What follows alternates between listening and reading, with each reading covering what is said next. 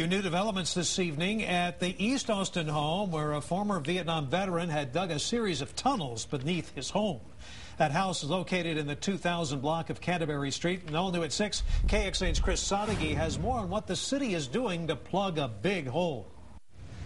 The city released some new information and also some photographs of what lies beneath this home, and also talked about whether or not it will remain standing. For a couple of years, neighbors wondered what was going on, and now they finally get to see it. These pictures show what was happening below the ground on Canterbury, but there's still questions about what's going to happen above it. People want answers. What's going to happen now? They fenced it up and put signs all around it to keep people out, but Danny Perez knows even if it's just sitting there, it's just not safe. This house is endangering people that live on both sides of this house.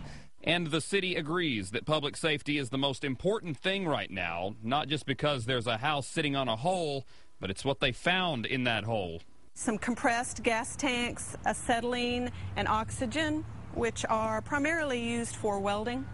And piles of lead-acid batteries, an obvious environmental hazard, and the Texas Commission on Environmental Quality has been contacted for help on how to dispose of the items safely. So who's going to pay for all this fixing up? Homeowner Joe Del Rio will probably shoulder some of it, but maybe not all of it. Our legal representative and his legal counsel are going to be determining, how we're going to get the excavation remediated.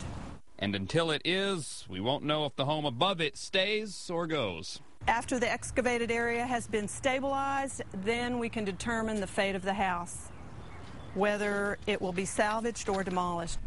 Danny has already cast his vote. We want this house torn down. And that may be the popular choice amongst neighbors here, but the city did consult with an engineering group, and they say just filling the hole underneath the home is a viable option. We're on the east side. Chris Sadeghi, KXAN, Austin News.